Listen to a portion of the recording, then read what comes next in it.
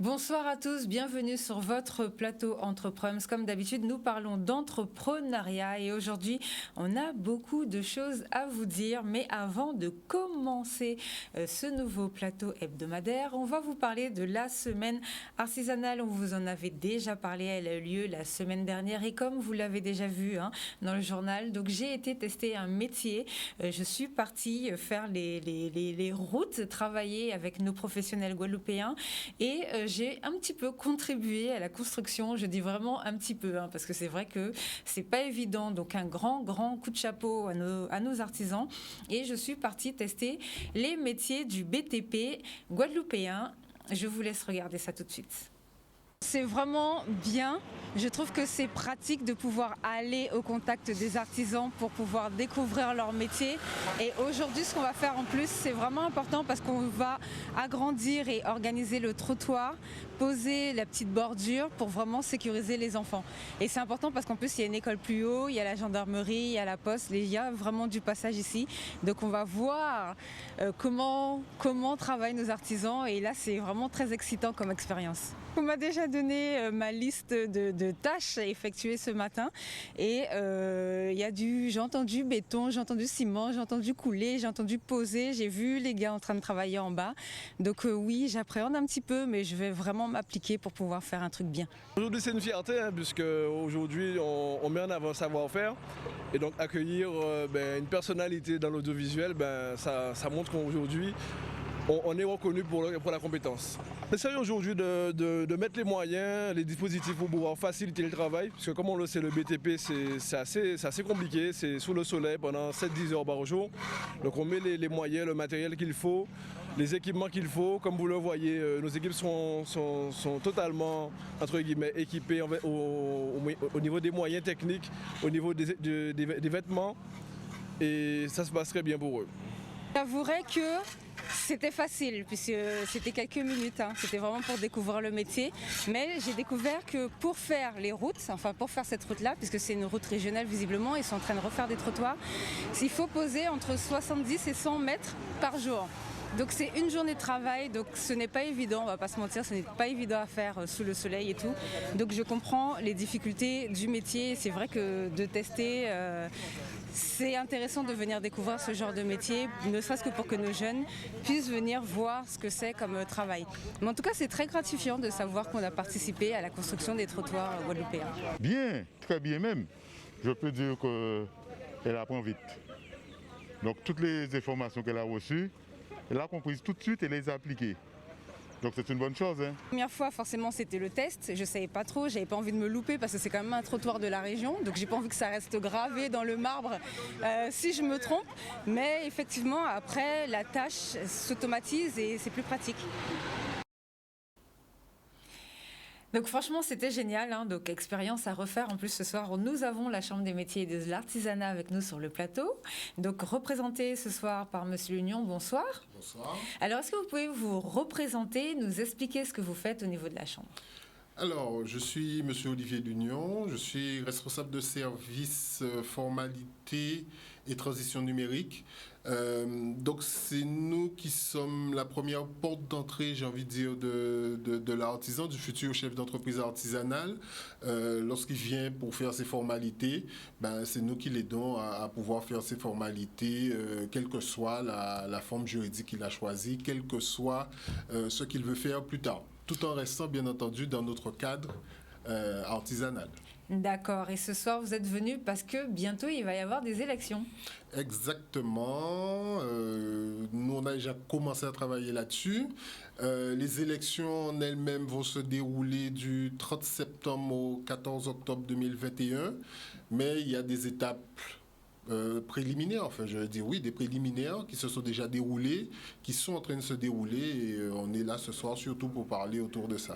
Bon, merci beaucoup. On va revenir vers vous tout à l'heure, mais on va commencer avec une femme, puisqu'il faut aussi savoir, il y en a eu des choses, quand je vous dis qu'en Guadeloupe, on fait beaucoup de choses. Il y a eu la semaine dernière un événement autour des femmes entrepreneurs, donc forcément, moi, j'adore ce genre d'événement. Donc, et nous avons avec nous en plateau Madame Nathalie Soufflet. Bonsoir. Bonsoir Sabine.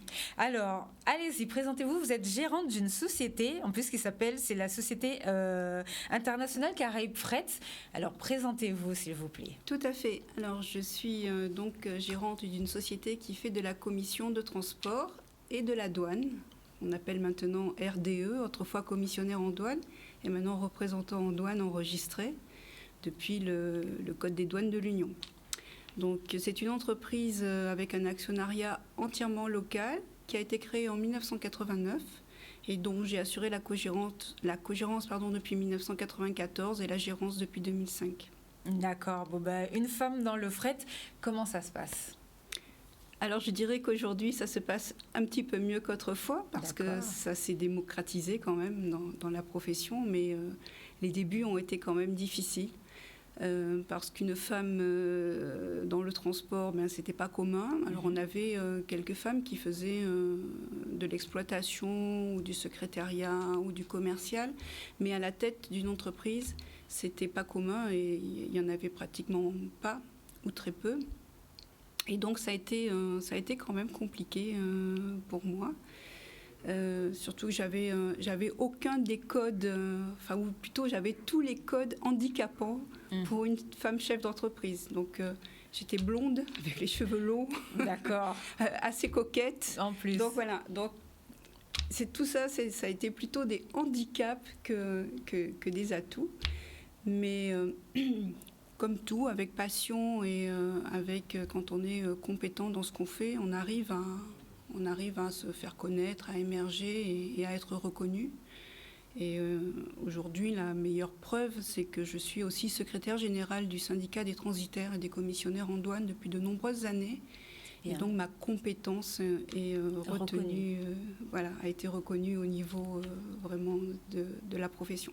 Bon, franchement, c'est super. Alors, vous êtes venu ce soir puisque le MEDEF a organisé un événement la semaine dernière. Donc, on va avoir un visuel qui va s'afficher. Donc, j'espère que vous avez eu beaucoup de participants. C'était un événement féminin.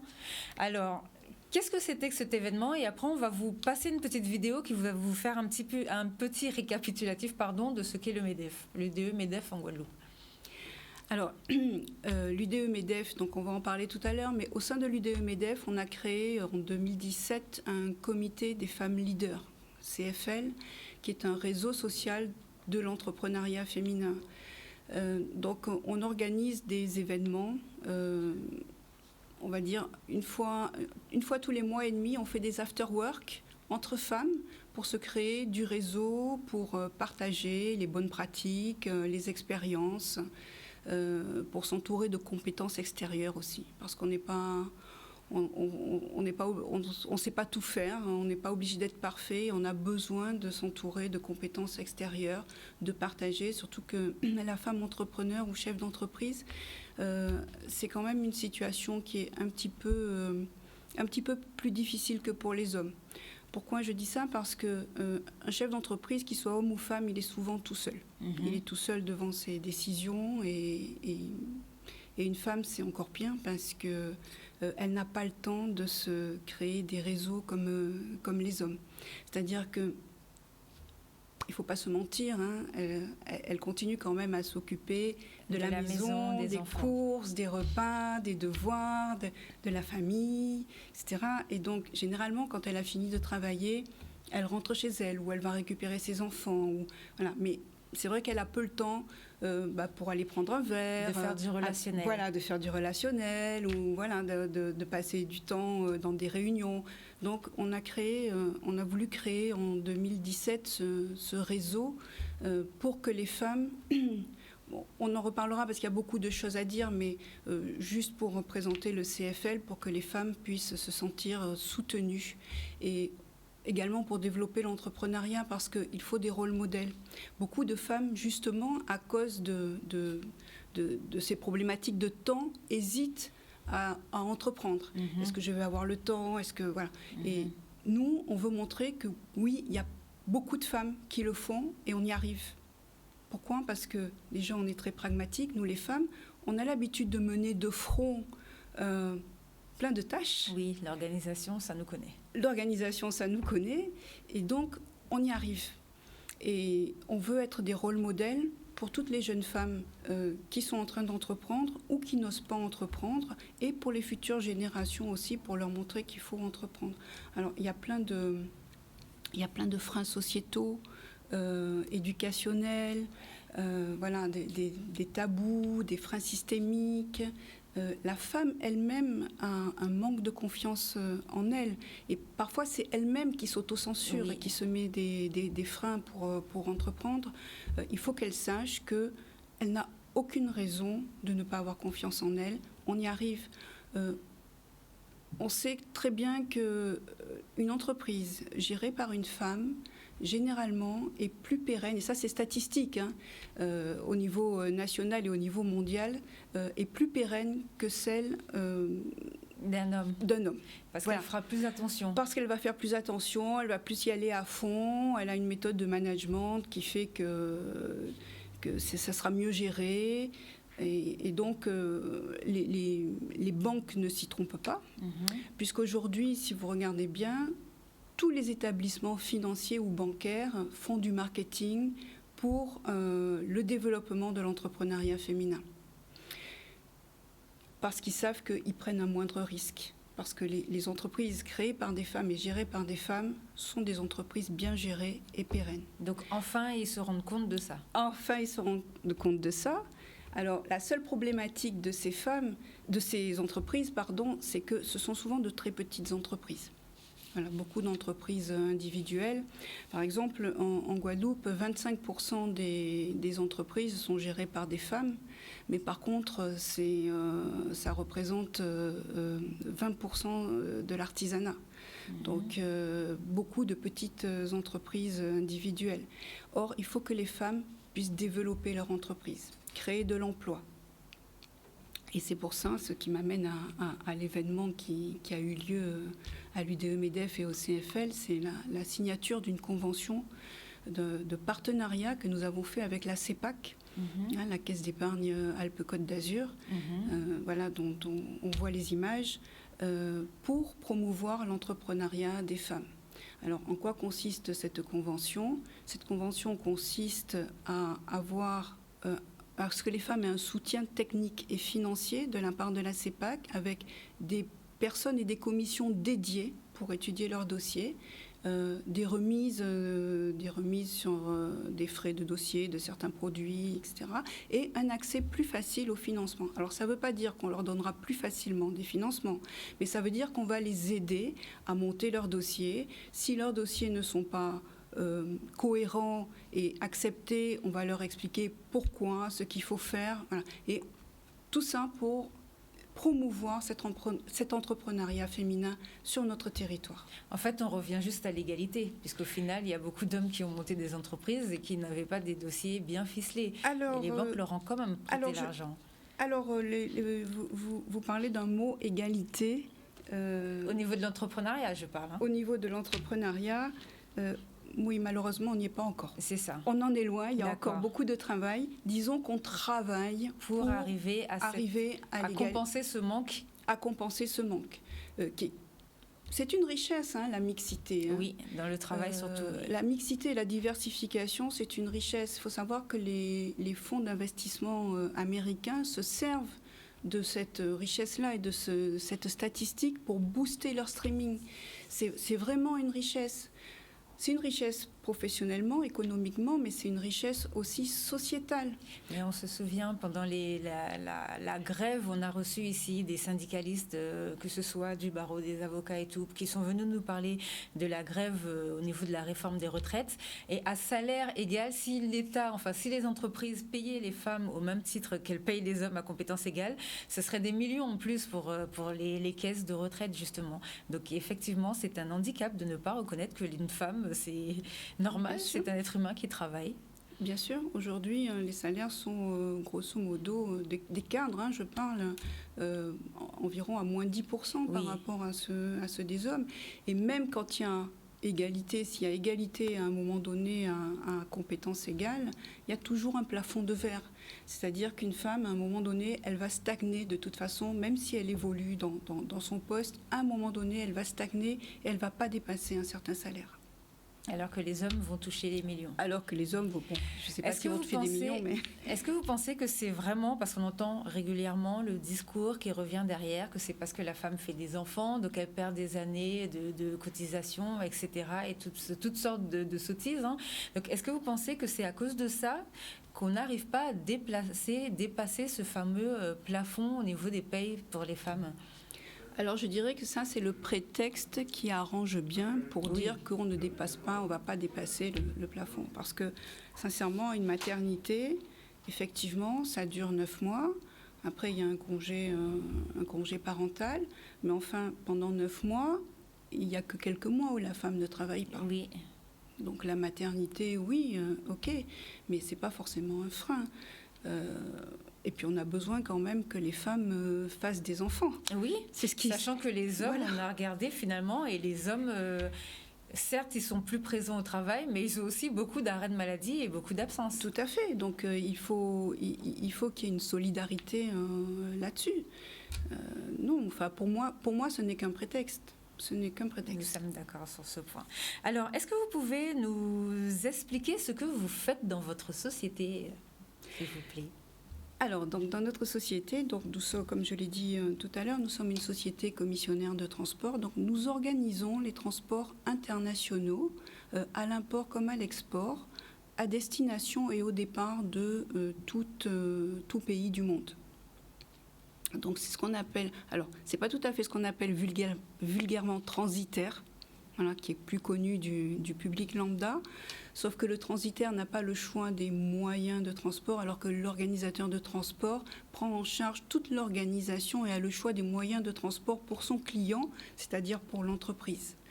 Donc nous organisons ces transports-là et nous faisons aussi tout ce qui est dédouanement au départ et à l'arrivée. Donc vous faites du fret ? On fait ce qu'on appelle du fret aérien et maritime. On a l'habitude, nous, pendant par exemple le congé bonifié, d'envoyer les affaires en fret et tout.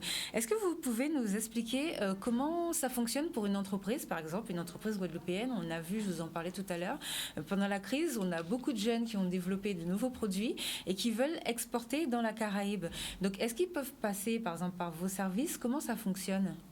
Alors non seulement ils peuvent passer, mais ils doivent passer par mes services ou ceux de mes confrères. Il est obligatoire, quand on exporte de la marchandise, de faire une déclaration en douane d'exportation. Et ça, c'est tout à fait notre rôle. Donc c'est pas pareil, excusez-moi de vous couper, hein, c'est pas pareil que de passer par la poste, par exemple. Ah non, directement. Alors ça, c'est autre chose. Donc, alors la poste, ils peuvent envoyer par la poste, mais il faut savoir que la poste, c'est un formulaire simplifié, mais c'est une déclaration en douane qui est faite quand même. À partir du moment où c'est de la marchandise commerciale, il y a une déclaration en douane qui est faite. Par exemple, s'il passe aussi par Chronopost, il y aura une déclaration en douane qui sera faite. Mais c'est plus avantageux pour les entreprises de faire un système de fret en gros, en fait, c'est ça? Ça dépend quelles sont les quantités qu'ils veulent exporter.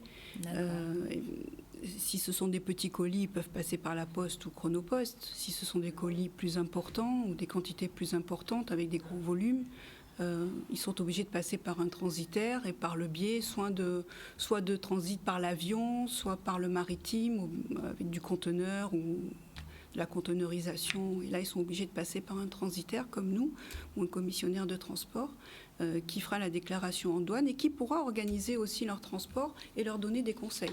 Toute la logistique, en fait, vous pouvez les aider. Voilà, on peut les aider sur la logistique et sur le conseil aussi, parce que c'est important.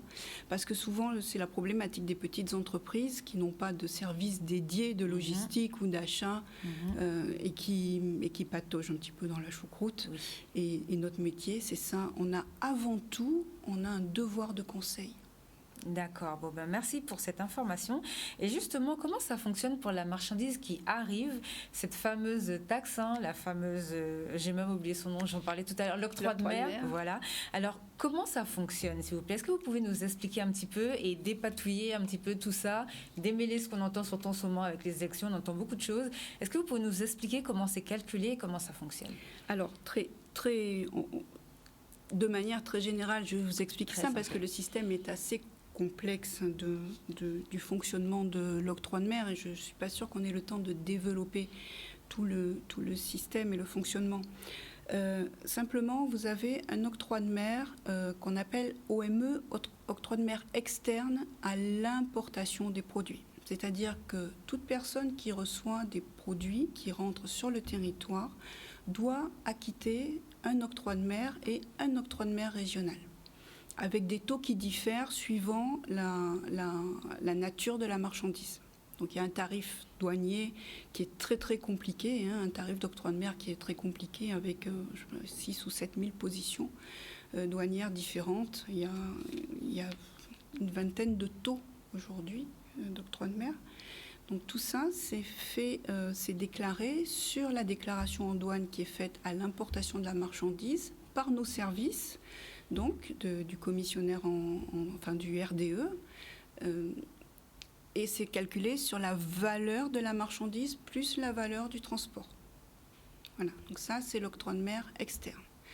Ensuite, vous avez un octroi de mer interne qui, lui, est perçu par la collectivité sur tous les produits finis fabriqués en Guadeloupe. C'est-à-dire qu'uniquement les producteurs payent cet octroi de mer interne, mais par contre, ils sont exonérés totalement de l'octroi de mer externe à l'entrée de leurs matières premières. C'est une compensation, en fait, pour pas qu'il y ait de distorsion de concurrence.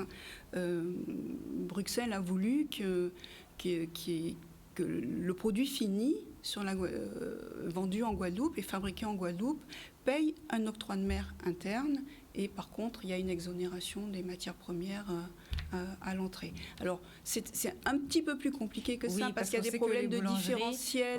Voilà, il y a des problèmes, il y a des questions de différentiel, etc. Il y a de l'octroi de mer interne qui peut avoir un taux zéro, par exemple. Donc, d'accord. Voilà. Mais après, on rentre dans des explications qui sont beaucoup plus... Parce que je sais qu'en ce moment, c'est très compliqué pour les boulangeries, par exemple, qui ont un octroi de mer à payer sur la farine, alors qu'ils doivent repayer encore une taxe une fois que le pain est fini. Enfin, j'imagine qu'il faudrait peut-être faire vraiment on le fera, pourquoi pas on le fera. Alors, normalement, ils sont exonérés. Alors, dans le fonctionnement, ils sont exonérés d'octroi de mer externe, c'est-à-dire à l'importation de la farine. Ils sont exonérés, allez-y. Ils sont exonérés de l'octroi de mer externe à l'importation de leurs matières premières. Par contre, ils doivent reverser un octroi de mer interne qu'ils facturent aux clients à la revente de leurs produits finis, de ce qu'ils ont fabriqué avec la farine. D'accord. Donc vous, de toute façon, vous faites que la collecte.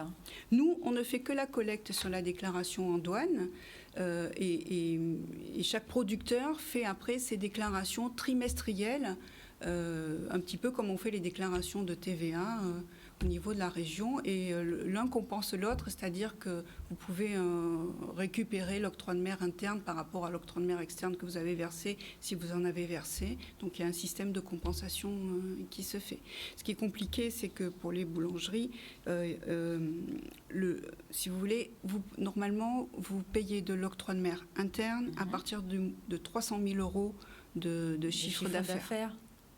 C'était à 500 avant, et 300 000 euros, ça va quand même vite. Oui. Et puis il faut avoir une gestion vraiment au jour le jour pour dire oh là, ça y est, j'arrive aux 300 000 euros, il faut que je fasse des déclarations, etc. Et c'est vrai que souvent les boulangers, ils sont dans leur boulangerie, ils travaillent, ce sont des artisans et ils n'ont pas forcément tout ce côté administratif. Aujourd'hui, ça a un petit peu changé puisque Bruxelles vient de voter une demande qui a été faite par l'ensemble des institutionnels de Guadeloupe, c'est-à-dire de remonter ce plafond à 550 000 euros. D'accord. Bon, voilà. Je suppose que Monsieur Lunion, c'est bien tombé dans votre oreille, ça. Je suppose que c'est quelque chose qu'on va peut-être revenir dessus en cours d'année avec la Chambre des métiers. Et pour finir, alors on a une petite vidéo parce que vous êtes venu aujourd'hui puisque c'est le MEDEF qui a organisé tous ces événements. On a vu qu'il y a pas mal de choses qui se passent. Tout à l'heure, on a montré les photos des signatures de ce que vous avez mis en place avec les financements pour aider les femmes. Il y a aussi une collecte de don du sang. Alors, qu'est-ce que vous avez mis en place? Les entreprises donnent comment ça fonctionne? Qu'est-ce qui a été mis en place? Est-ce que vous savez? Oui, alors moi j'ai pas participé à la campagne pour la collecte du don du sang, mais c'est effectivement pour promouvoir ce don du sang au sein des entreprises et au niveau des salariés des entreprises. D'accord. Voilà, puisqu'on est en manque de sang en ça, c'est Guadeloupe. important. Et c'est quand même très important. Il faut savoir que l'UDE-MEDEF n'a pas un regard sociétal aussi sur le territoire, et on s'engage dans des actions, que ce soit pour la biodiversité, pour des campagnes comme le don du sang, ou beaucoup d'autres choses. Bon, on va passer une petite vidéo de présentation de l'UDE-MEDEF pour que vous puissiez vraiment voir un petit peu de quoi il s'agit. Créée en 1967, l'Union des entreprises UDE-MEDEF Guadeloupe est une association indépendante qui accompagne au quotidien les entreprises, les représente et porte une vision d'avenir pour la Guadeloupe. L'UDE-MEDEF représente 500 entreprises, dont 85% de TPE et aussi des indépendants, des PME, des groupes. Elle rassemble tous les secteurs, tels que l'agriculture, l'artisanat, l'industrie, le commerce ou encore les services. Ces équipes informent en continu les chefs d'entreprise et apportent des réponses rapides et personnalisées comme le conseil juridique et social, l'aide à l'embauche et à la formation professionnelle ou le financement. L'UDE-MEDEF permet de se constituer un véritable réseau professionnel dans le cadre des rencontres organisées. Elle offre à ses membres des avantages exclusifs grâce au réseau d'adhérents et partenaires. Par ailleurs, l'UDE-MEDEF a pour mission d'assurer la défense des intérêts légitimes de ses adhérents dans plus de 200 instances locales et nationales, telles que la CGSS ou le Conseil des prud'hommes. Enfin, l'association est actrice du développement du territoire. Elle participe aux débats économiques et propose, par exemple, des projets pour développer l'emploi et l'économie. L'UDE-MEDEF porte la vision de l'entreprise au-delà de ses frontières grâce à ses relations avec les acteurs économiques locaux et nationaux. En résumé, l'UDE-MEDEF est une association au service de toutes les entreprises et du développement économique de la Guadeloupe. Alors, engagez-vous pour votre territoire, rejoignez-nous.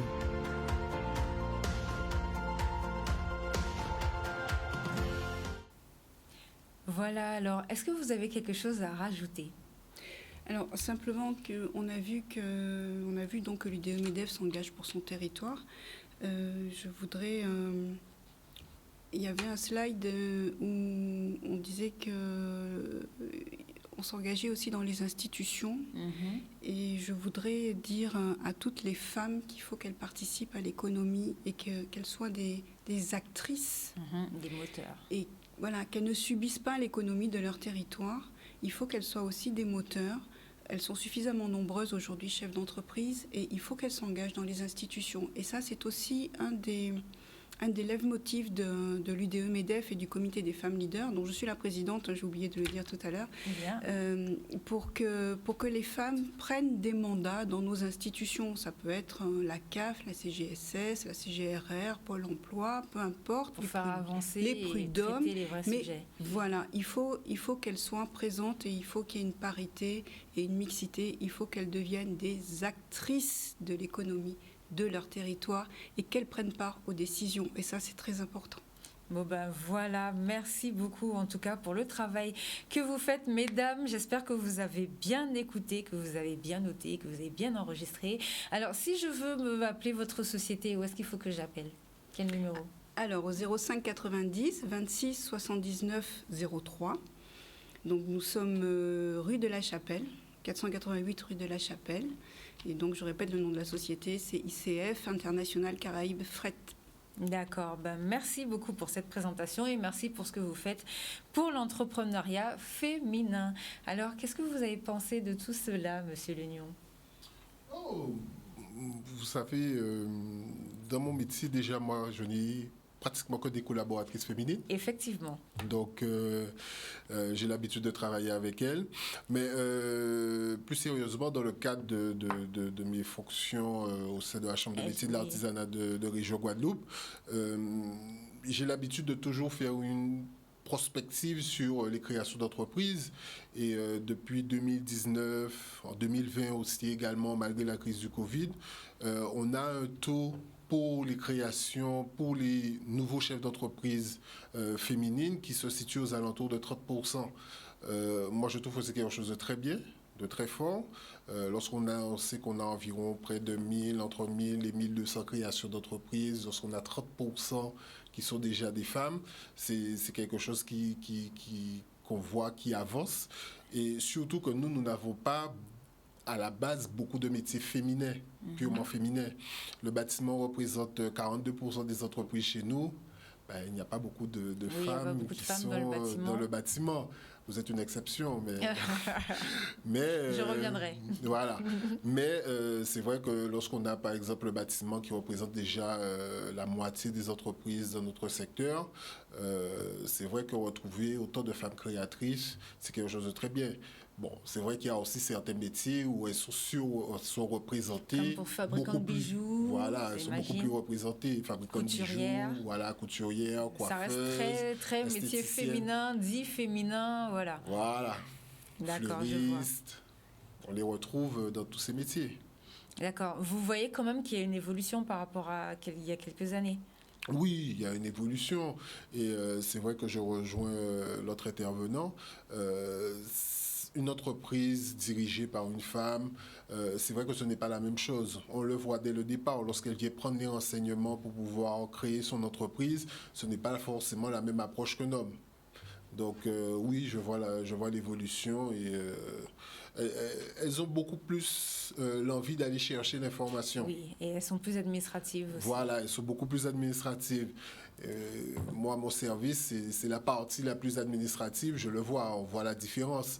Même si le chef d'entreprise, par exemple, c'est un homme, mais la plupart du temps, moi, j'ai affaire à la compagne, etc. Ce sont elles qui viennent faire le nécessaire pour les formalités pour l'entreprise du conjoint. Oui, alors que pour elles-mêmes, elles font leur démarche toutes seules et ça se passe très bien. Voilà, tout à fait. On voit très rarement l'inverse, que le conjoint intervienne. Non, c'est beaucoup plus rare. D'accord, d'accord. Alors, vous êtes venu ce soir pour nous parler des élections. Est-ce que vous pouvez nous expliquer concrètement comment ça va se passer? Qu'est-ce qui va se passer? Qu'est-ce que vous avez mis en place? Alors, les élections, la partie élective en elle-même va se dérouler du 30 septembre au 14 octobre. Cette année, nous aurons une particularité, c'est que ce sera un scrutin mixte. Quand j'entends par scrutin mixte, les chefs d'entreprise auront la possibilité de voter soit par correspondance dans ce système, ou encore de voter par e-vote. Donc, c'est avec vote électronique, ils auront le choix, lorsqu'ils recevront leur matériel électoral, de pouvoir choisir entre les deux ce qui les arrange le plus.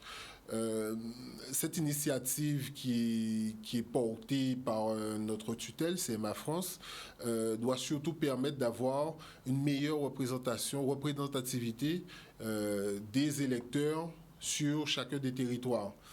Nous espérons ainsi avoir un taux de participation encore plus élevé cette année pour ce vote, en donnant aux chefs d'entreprise la possibilité d'opter pour l'une des deux façons de voter au lieu du vote par correspondance uniquement, qui était parfois un petit peu contraignant pour certains chefs d'entreprise.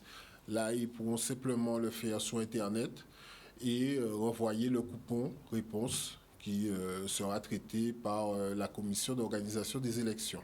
Alors, comment ça va se passer? Quelle est la démarche qu'ils doivent faire? Ils n'ont qu'une démarche à faire. Tout est déjà fait en amont.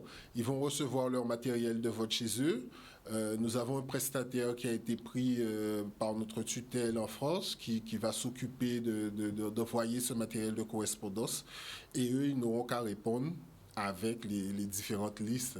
On a quand même l'habitude maintenant des élections, avec les différentes listes qui vont se présenter. Ils pourront faire leur choix directement à travers ce système de vote. D'accord. Alors là, vous avez un calendrier que vous avez mis en place. Aujourd'hui, nous sommes le lundi 14. Il y a une première échéance qui est le 20 juin. Alors, c'est le ministère, la Direction générale des entreprises, qui a mis en place ce calendrier, effectivement. Et c'est vrai que nous avons eu une première échéance, qui était celle du 31 mai, pour l'élaboration de la liste électorale. Nous aurons cette année environ 16 474 électeurs cette année. Et cette liste a été déposée en préfecture le 7 mai. Enfin, le 5 mai, c'était le samedi. Donc, le 4 mai, le vendredi d'avant, la liste a été déposée en préfecture. Tout a été validé. Et depuis le 10 juin, jusqu'au 20 juin, les chefs d'entreprise ont la possibilité, alors il y a 2 voies d'accès, hein, soit en passant par la préfecture où ils peuvent prendre rendez-vous, soit en se rendant à la chambre de métier, Basse-Terre ou Orézé, pour pouvoir consulter la liste électorale et de vérifier si les informations les concernant sont exactes. D'accord. Ils ont la possibilité de faire ça et le président de la Chambre aura jusqu'au 30 juin pour accéder à leurs demandes. Cette première partie est la plus simple, j'ai envie de dire, parce que lorsqu'on va basculer ensuite, si jamais ils consultent la liste ensuite, il faudra passer par un tribunal administratif à ce moment pour pouvoir faire modifier avec l'adresse, le numéro de téléphone, avec les contraintes que ça impose. D'accord. Donc c'est pour ça que nous les incitons aujourd'hui à faire cette démarche durant cette semaine. C'est jusqu'à dimanche, hein, en fin de compte. Ils peuvent le faire soit en appelant, consulte la liste, soit en appelant, soit en venant nous voir pour pouvoir faire le nécessaire. Donc pour l'instant, ils ont juste qu'à vérifier leurs informations, comme sur n'importe quelle liste électorale. Voilà. Par exemple, pour les présidentielles bientôt, ils vont recevoir des choses pour confirmer. Une fois qu'ils vous auront appelé, Oui. comment ça va se passer? Ils vont juste recevoir leur bulletin quand il faudra qu'ils aillent voter? C'est tout. Et comment ils vont savoir qui se présente? Ça arrive quand, ça? Alors, cette partie va se dérouler du 1er au 10 septembre 2021, où les dépôts de liste de candidats vont se faire à ce moment-là en préfecture. Et il y aura un délai, si je ne me trompe pas, jusqu'au le 12 septembre, seront à ce moment affichées les listes qui pourront se présenter aux élections. C'est toujours un moment particulier, j'ai envie même de dire un petit peu de tension, parce que justement, hein, pour respecter l'égalité, il y a des contraintes concernant les listes de candidats. C'est pour ça aussi qu'on les encourage aujourd'hui à vérifier leurs informations, parce que nous avons une catégorie un petit peu particulière, celle des métiers d'art. Il faut vérifier est-ce que vous êtes bien dans cette catégorie. Parce que dans la structuration de la liste de candidats, on est obligé, par exemple, d'avoir un métier d'art parmi les 7 premiers. D'accord. Donc, ce sont toutes ces petites choses qui font qu'on doit bien vérifier. La même chose pour les catégories électorales. Nous avons 4 catégories électorales, alimentation, bâtiment, fabrication, services. Il faut bien vérifier dans quelle catégorie que vous êtes. Et dans la structuration de la liste, la même chose. Il faut que les 4 catégories se retrouvent. Et on a également le cas pour la mixité, c'est la même chose. On ne peut pas avoir, par exemple, sur les 7 premiers de la liste que des hommes. Ce n'est pas possible. Oui, par rapport à la parité. Voilà. Alors, concrètement, comment ça fonctionne? Ils doivent aller sur le site de la Chambre pour voir s'ils sont dans la liste ou pas? Alors, ils peuvent venir consulter pour l'instant. Directement à la Chambre? Directement à la Chambre. Que ce soit sur le site de Basse-Terre ou le site du Rézé, nous avons mis la liste publique en consultation. Donc, ils peuvent venir pour la consulter. Et également à la préfecture. Mais à la préfecture, il faut prendre rendez-vous. C'est un petit peu plus contraignant. Oui, parce que j'imagine comme ils ont plusieurs services. Alors, les artisans guadeloupéens, écoutez bien, il faut vous préparer pour les élections. Donc, allez sur le site de la Chambre, renseignez-vous. En plus, maintenant, il y a un numéro unique. Est-ce que vous vous souvenez du numéro? Alors, le 05 90 80 23 33. Voilà, donc maintenant, il y a un numéro unique. Vous appelez, vous vérifiez que vous êtes bien inscrit et que vous avez bien... que ce sont bien les bonnes informations qui sont entrées. Très important, pas une dis-moi oui, on peut pas voter, on est déjà arrivé au mois d'octobre, novembre, machin, qui Jean Café, machin. Vous allez maintenant, vous faites vos procédures maintenant et c'est très rapide. En plus, c'est juste une vérification pour le moment. Et je crois que c'est un acte gratuit, là, celui-là. Oui, tout est gratuit, là, à ce moment. Il y a effectivement la possibilité d'avoir la liste, mais ça, c'est réservé. C'est encore autre chose. Voilà, c'est encore autre chose. Donc, vous prenez le temps pour faire ça. Si vous avez des artisans autour de vous, motivez-les, allez les aider. En plus, on sait qu'en ce moment, avec la crise, c'est un petit peu compliqué. Donc, justement, par rapport au fameux plan de relance, hein, parce que là, on est tous déjà, vous avez vu, depuis le début de l'année, nous, on a déjà commencé à parler du plan de relance. Donc là, il vous faut une présidence. Donc, bougez-vous, allez voter, inscrivez-vous pour voir ce qu'on peut faire et pour que notre artisanat local soit toujours bien. En plus, on sait que notre chambre, en plus, vous faites quand même le boulot. Ça, on peut le dire, c'est la vérité. Est-ce que vous voulez rajouter quelque chose? Non, pas spécialement. dire comme vous, encourager effectivement pour qu'il y ait une présidence stable. On a mis les moyens qu'il faut pour ça. Les directives sont sorties. On a fait le travail nécessaire au niveau de la liste électorale pour que tout soit bien étudié. Ça a pris beaucoup de temps. Mais là, on a pu remettre quelque chose à la préfecture. On espère qu'il soit intéressant. Et donc, il ne reste plus qu'aux artisans à... Il n'y a plus qu'à. Voilà, il n'y a plus qu'à. Alors, bon, moi, j'ai 2 dernières petites questions, du coup. Est-ce que, suite à la crise, et plus généralement, parce qu'on a vu, on a fait le suivi, il y a eu des grèves et tout, donc ça a été une crise interne, mais il y a eu en plus la crise de Covid. Est-ce que, suite à la crise, vous avez pu vous structurer quand même? Mais est-ce qu'aujourd'hui, vous êtes plus structuré ou vous êtes en train de... Comment ça se passe? Alors, quand on parle de structure, la structure interne pour les artisans, on a toujours répondu, j'ai envie de dire. C'est vrai que ce n'était pas évident durant la crise du Covid. On a toujours pu répondre quand même aux attentes des artisans.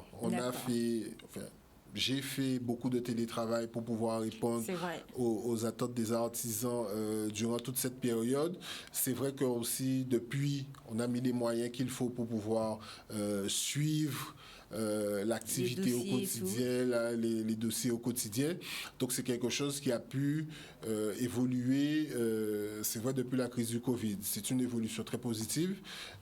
Ça nous permet également de faciliter le travail, que ce soit pour nous, que ce soit pour l'artisan. Lorsqu'il vient pour s'inscrire, nous avons mis les moyens maintenant pour le recevoir, pour qu'il puisse récupérer les listes de pièces, pouvoir déposer son dossier rapidement, le traiter, ensuite les appeler s'il y a un problème, quoi que ce soit. Maintenant, j'ai envie de dire que le travail est même un petit peu plus difficile pour nous parce que nous avons une multiplicité des voies d'accès à la chambre, mais c'est parfois difficile de répondre à tout le monde en même temps sur toutes les voies d'accès. Je sais que vous avez centralisé, comme je disais tout à l'heure, maintenant c'est un seul numéro unique et le numéro réparti. Et je sais que vous avez beaucoup mis des choses sur Internet, on va dire. Il y a beaucoup de choses que vous avez simplifiées en termes de numérique et tout. Donc c'est pour ça que je vous demande comment ça se passe au niveau de la structuration. Comme je vous dis, ça se passe bien. Ben, c'est vrai que la multiplicité des voies d'entrée, ça peut parfois poser des petits soucis. On n'est pas encore totalement habitué. Enfin, tout le monde n'est pas encore totalement habitué, mais ça commence à venir, à se roder, que ce soit pour les paiements, que ce soit pour tout. On a vraiment élargi le panel. Entre, j'ai envie de vous dire, mars 2020 et aujourd'hui. Mais même nous, on a vu l'évolution. Ah oui, il y a une évolution. Fait tout le suivi de la crise. Mais là, vous lancez une plateforme, Zobré. Oui, aussi, également, pour pouvoir justement permettre aux artisans de se faire connaître encore plus. Il y aura d'ailleurs beaucoup de métiers d'art sur cette plateforme parce que c'est quelque chose qu'on cherche à promouvoir et à faire connaître. Une espèce de Google guadeloupéen pour l'artisanat. Voilà, tout à fait. Où on pourra trouver toutes les informations.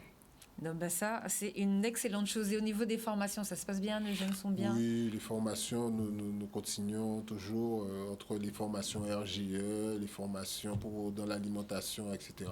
Oui, ça, c'est quelque chose qui continue toujours. Bon, je vous remercie pour toutes ces informations. Merci d'être venu sur notre plateau. On vous fera peut-être revenir parce que c'est vrai que c'est intéressant par rapport à ce que vous faites de votre métier puisqu'on fait beaucoup d'import-export dans notre département. Donc, pour que vous puissiez, ou s'il y a des questions, pour que vous puissiez nous répondre un petit peu sur ces points. Merci de nous avoir suivis. On va vous laisser le plateau. En plus, je vois Chicanos qui vient d'arriver. Donc, on va vous laisser le plateau. Moi, je vais tout nettoyer pour lui, bien sûr, évidemment, comme d'habitude, pour qu'il ne rattrape pas en plus le Covid.